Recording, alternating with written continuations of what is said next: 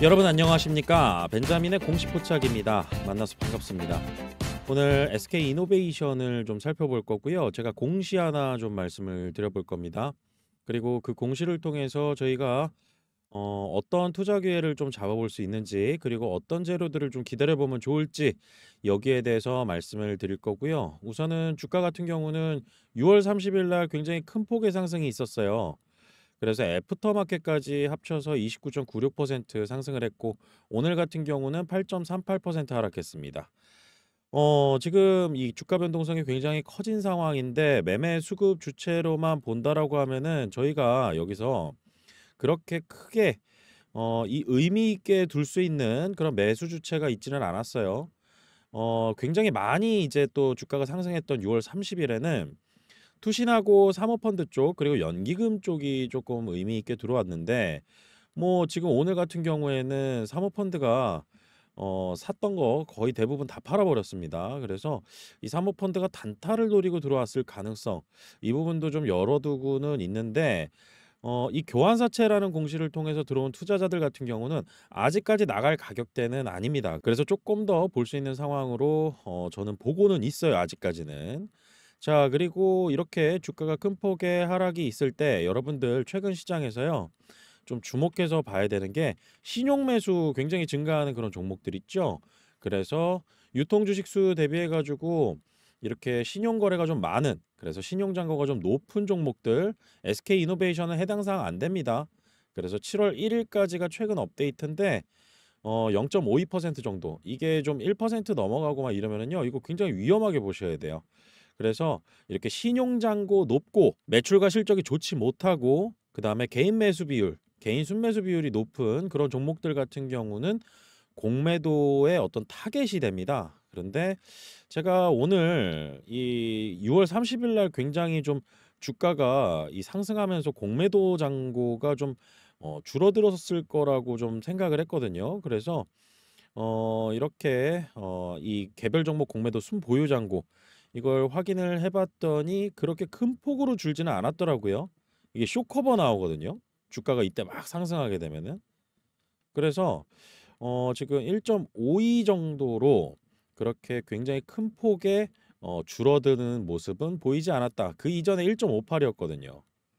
그래서 이 SK이노베이션의 공매도 잔고가 그렇게 크게 줄어들지 않는 모습, 이것들로 봤을 때는 공매도 쇼커버나 이런 것들이 좀 크지는 않았다.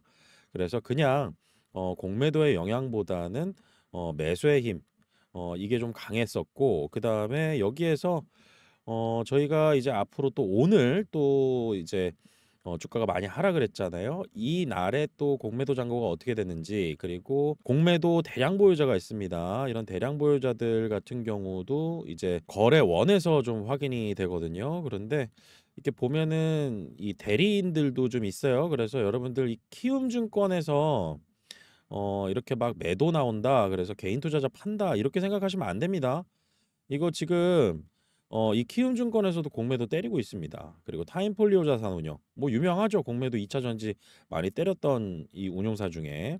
그리고 골드만삭스 외국계는 당연히 있고, LS증권도 좀 있고, 이렇게 이제 포진이 되어 있습니다. 그래서 공매도는 어차피 달고 가야 할 그런 짐이고, 주가가 상승할 때 또 슬금슬금 올라오는 게 공매도 잔고다. 그런데 크게 지금까지는 의미 둘 수 있는 그런 내용까지 있지는 않다. 자, 그래서 제가 공시를 좀 보여드릴 텐데요. SK이노베이션은 매수가 미리 들어갔던 종목입니다. 제가 운영하는 벤자민의 공시 포착 텔레그램 채널에서요, 25일 날 언급을 드렸어요. 그런데 이때 교환사채 공시가 나옵니다. 이 교환사채 공시가 나오고 괜찮아 보인다라고 말씀을 드렸어요, 이 채널에 계신 분들에게. 그래서 이 교환 대상이 SK이노베이션 주식이고, 에코솔루션 홀딩스로 대형 사모펀드 회사인 IMM의 특수목적법인이 이제 투자를 하게 된다. 그런데 엄밀히 말하면은 SK이노베이션에 새로 투자하는 게 아니라 어떤 계획의 변경에 의해서 SK이노베이션 주식으로 교환할 수 있는 채권을 발행한 겁니다. 그래서 투자자는 SK이노베이션의 주식이 올라가야 되는 거고, 그리고 그때 이제 교환 청구를 해가지고 매도를 할 수가 있습니다. 제가 그 공시를 보여드릴 거예요. 그래서 실질적으로 매수 같은 경우는요. 제가 26일 날 드렸어요. 26일 날 매수 의견을 드렸는데 6월 26일 날 마음 AI와 SK 이노베이션 이 두 종목을 이제 매수 의견을 드렸죠. 그래서 사실 이제 너무 급격하게 올라 가지고 좀 불안하더라고요. 그런데 아직까지는 볼 만한 재료가 어떤 게 있을 수 있나 그 부분에 대해서 좀 말씀을 드릴 거고 매도는 이 만약에 이 상황을 봐 가지고도 하겠지만은 매도는 좀 길지 않은 시간에 할지 않을까 저는 그렇게 생각은 하고 있습니다. 아직까지는 그렇게 염두에 두고 있어요. 그래서 공시부터 좀 먼저 볼게요. 우선은 교환사채. 여러분들 교환사채 발행하는 기업들 이제 보시면은요. 이 교환사채에서 가장 중요하게 봐야 되는 거. 이 교환사채를 그럼 왜 발행하냐? 무엇 때문에 발행하냐? SK이노베이션의 주식으로 교환할 수 있는 채권을 발행하는 겁니다. 채권. 앞에 교환자는 SK이노베이션의 주식으로 교환을 할 수 있다라는 것이고. 그런데 왜 이 SK이노베이션 주식을 사면 되지 채권으로 사갈까? 이게 채권으로 가지고 있으면은요. 주식이랑 다른 게 만기 때 원금 돌려줘 할 수 있잖아요. 그리고 이자도 받을 수 있는 거고. 그러다가 내가 교환할 수 있는 그 특정 가격이 있습니다. 그 가격보다 주가가 높아지면 그때 교환 청구하면 되는 거예요. 그래서 여러분들 과거에 에코프로도 교환사채를 발행했던 적이 있습니다. 제 기억으로는 2020년인가 2021년도 요 사이였을 거예요. 금액 규모도 한 1,500억 규모 정도 됐던 걸로 기억을 해요. 그런데 에코프로가 채권을 발행을 하는데 그 교환의 대상이 에코프로 BM의 주식이었습니다. 왜냐하면은 에코프로 BM의 주식을 많이 가지고 있는 최대 주주 바로 에코프로였죠. 그러니까 에코프로가 내가 가지고 있는 자회사의 주식을 담보로 채권을 발행하고 그 투자자들에게 현금을 받아오는 거죠. 이 현금을 가지고 공장 짓고 그다음에 원재료 구입하고 그러면서 매출 내고 이익 만들어내고 그리고 R&D 투자하고 설비 투자하고 이러기 위해서 현금을 조달하기 위해서 이런 교환사채를 발행하는 것이고 투자자들 같은 경우는 이게 비즈니스적인 관계잖아요. 그러다 보니까 일반 주식 투자해 가지고 어떤 얻어내는 그런 정보들하고는 좀 질적으로 차원이 다릅니다. 그렇기 때문에 이렇게 투자를 하고 난 다음에 얻어가는 것들이 무엇이냐라고 하면은 결국에는 주가 상승을 얻어가야 돼요. 그런데 이게 뭐 100%다 맞아떨어지느냐? 그렇지는 않습니다. 그래서 투자자들도 굉장히 이 투자를 하기 이전부터 엑싯 구조를 다 짜고 들어와요. 그리고 교환사채 투자한다고 시장에서 주식 매수하면 안 될까요? 아닙니다. 시장에서 주식도 매수를 해요. 좋은 정보를 얻어가잖아요. 그래서 SK이노베이션 같은 경우도 교환사채를 발행하고 투자자들에게 이렇게 현금을 받으면 이 받은 현금 대신에 줘야 될 거는 주가의 상승을 만들어낼 수 있는 기업 경영과 그다음에 실적 그리고 어떤 호재들이죠. 결국에는 주가를 상승시켜야지만 되는 그러한 입장에 놓여져 있는 겁니다. 그래서 이렇게 보시면은요. 교환사채 발행하면은 여러분들께서 이 교환사채 투자하는 투자자들이 앞으로 주가 차익을 노리고 들어오는 것이구나라고 생각하시고 그러면 이 돈이 어디에 쓰이지라고 하는 것을 봐야 됩니다. 타법인증권 취득자금 3,760억 규모 그런데 이자가 0%예요. 쿠폰금리 그리고 만기이자 다 0%입니다. 표면이자 같은 경우는 쿠폰금리라고 하는데 납입을 하자마자 분기마다 받아가는 그런 이자율이에요. 그리고 만기 이자율은 만기까지 보유했을 때 연간 몇 %씩 받아가냐 그 이자율이에요. 두 가지가 나옵니다. 그런데 다 0%다라고 하면은 이거 채권 투자하는 사람의 메리트가 뭐가 있을까요? 하나도 없습니다. 이거 주가 차익 목적입니다.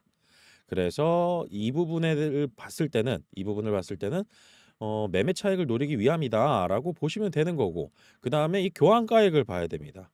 이 교환가액. 이 교환사채는 대체적으로 리픽싱 조항 같은 거 없거든요. 그래서 11만 673원 이게 그들의 단가예요. 이 가격보다 높아지면 그리고 높게 올라가면 교환 청구를 할 수 있어요. 그럼 교환 청구를 언제 할 수 있느냐? 그 이전에 이거부터 말씀드릴게요. 이거 중요합니다. 여러분들 교환사채 발행한다라고 해서 SK이노베이션에서 나왔다라고 해 가지고 무조건 SK이노베이션의 주식으로 교환하는 채권을 발행하는 게 아닐 수도 있습니다. 그렇기 때문에 교환 대상은 만약에 SK이노베이션이 삼성전자 주식을 많이 가지고 있어요. 그 삼성전자의 주식을 담보로 교환사채를 발행할 수도 있습니다. 그럼 교환의 대상은 누구죠? 바로 삼성전자입니다. 그리고 자회사가 있다면 그 자회사의 주식인 거고요. 그렇기 때문에 교환 대상에서 이 종류가 무엇인지 이거 꼭 확인하셔야 돼요. 교환사채 공시 나오면은 뭐 거의 이게 제일 중요합니다. 왜냐하면은 이 기업의 주가가 어떤 기업의 주가가 올라가야 이 투자자들이 돈을 벌고 나가나 그리고 엑시트를 하나 이걸 확인할 수 있으니까요. 자, 그리고 납입일은 오늘이었고요. 7월 2일이었고 교환 청구는 이제 내일부터 가능합니다. 내일부터 가능한데 이렇게 내일부터 가능하다라고 해가지고 무조건 내일 교환 청구를 하는 건 아니에요. 왜냐하면은 지금 교환 가격과 지금 현재 주가 규모로 본다라고 하면 차이를 본다라고 하면은 메리트가 그렇게 있지 않아요. 그래서 조금 더 기다릴 필요도 있을 것 같아요. 그리고 좀 더 내려가서 저희가 무엇을 봐야 되냐면 이제 이걸 좀 확인해야 됩니다. 에코솔루션 홀딩스. 에코솔루션 홀딩스가 여러분들 IMM이라는 그 회사 알죠? 그 사모펀드 회사. 뭐 스카이레이크나 IMM 같은 경우는 굉장히 커다란 사모펀드 회사 중에 하나잖아요. 거기서 만든 특수목적 법인입니다. 그런데 그 목적이 무엇이었냐? 바로 SKM 무브라고 하는 회사가 있습니다. SK이노베이션 자회사예요. 이 회사를 분할해서 상장시키려고 했는데 여기 FI 자금을 모집하고 그다음에 그 FI 자금을 투입하기 위한 그러한 사모펀드 회사였습니다. 그런데 이 에코솔루션 홀딩스가 이렇게 투자를 한 이유, SKM 무브 주식회사 이 윤활유하고 기유 윤활 기유와 윤활유 생산하고 판매하는 곳입니다. 이게 제가 이따가도 잠깐 보여드리겠지만 액침 냉각하고도 관련이 있어요. 그래서 이 SKM 무브 주식회사의 상장을 위해서 상장에 성공시켜서 그래서 IPO 목적으로 주가 차익을 노리고 들어오는 자금이었는데 이게 좀 변경이 된 겁니다. 그래서 타법인증권 취득 자금은 에코솔루션 홀딩스가 가지고 있는 SKM 무브 주식회사의 지분을 다시 사오기 위해서 이렇게 교환사채를 발행한 겁니다. 그러면은 에코솔루션 홀딩스 같은 경우는 SK 무브 주식회사 이제 상장해가지고 돈 벌려고 했는데 이게 이제 변경이 됐으니까 다른 걸로 돈 벌어야 되겠죠. 그러니까 SK 이노베이션 주식 준다고 한 거예요. 그리고 교환사채 발행해 줄 테니까 앞으로 우리 회사 이런 것 때문에 좀 좋아질 거야. 그리고 주가 상승할 거야. 이런 내용들이 오고 갔겠죠, 당연히. 그래서 여러분들께서 SKM 무브 이 회사 같은 경우는 외감 대상 법인이라서 다행히 이렇게 분기 보고서나 정기 보고서들이 올라옵니다. 그래서 여기 보시면은 지금 SKM 무브, SK 이노베이션이 70% 가지고 있고 그다음에 에코솔루션 홀딩스가 30% 가지고 있습니다. 이거 사오려고 하는 거죠. 그리고 이 회사 같은 경우에는 SKM 무브 같은 경우에는 데이터 센터 액침 냉각 그리고 에너지 저장 장치 액침 냉각 그리고 전기차 배터리 EV 배터리 액침 냉각 및 급속 충전기용 플루이드 개발하고 고객사 인증을 추진하는 등 열 관리 시장의 저변의 확대 및 사업 확장에 박차를 가하고 있다. 이런 내용들이 좀 나와 있죠. 그리고 실질적으로 이것 때문에 회사도 하나 지분 투자한 게 있었죠. 그래서 그린 레볼루션 쿨링 인코퍼레이션 여기에 이제 지분 투자 계약을 했었다. 그래서 393만 달러 규모의 추가 지분 투자를 완료해서 사업 협력을 강화했다. 그리고 이런 액침 냉각 사업 같은 경우는 양자 컴퓨터하고도 좀 관련이 있잖아요. 그래서 이런 솔루션 사업 쪽으로 SKM 무브, 윤활유, 그다음에 기유 이런 것들의 기술이 같이 연결되어 있는 그런 내용들이 좀 있습니다. 그렇기 때문에 이 부분은 이제 좀 더 깊게 사업 내용으로 다음 시간에 좀 찾아보기로 하고 이러한 스토리가 좀 있더라. 그래서 SKM 무브라는 회사 이 회사 자회사 중에 좀 주목해 봐야 되는 회사이고요.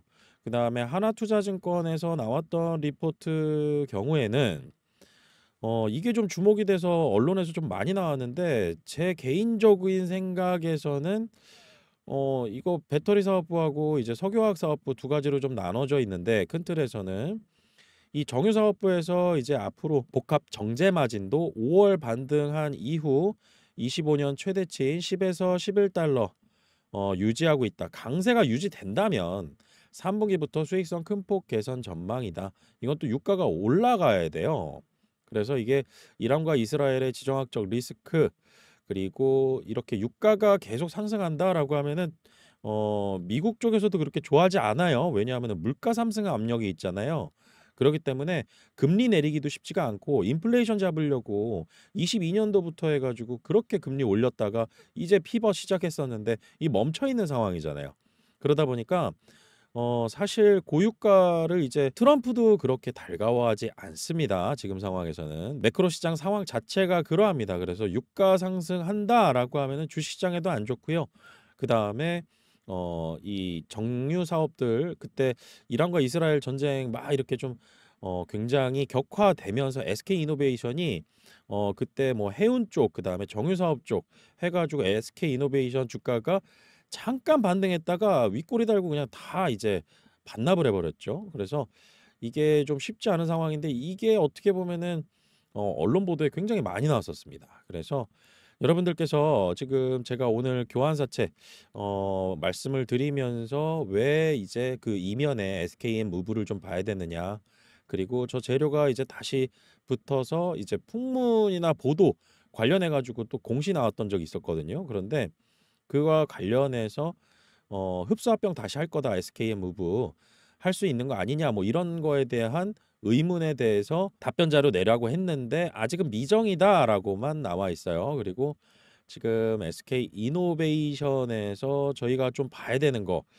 사실 저 교환사채 투자자만 바라보면서 똑같이 투자한다라고 하면은 저희가 상황이 맞진 않습니다.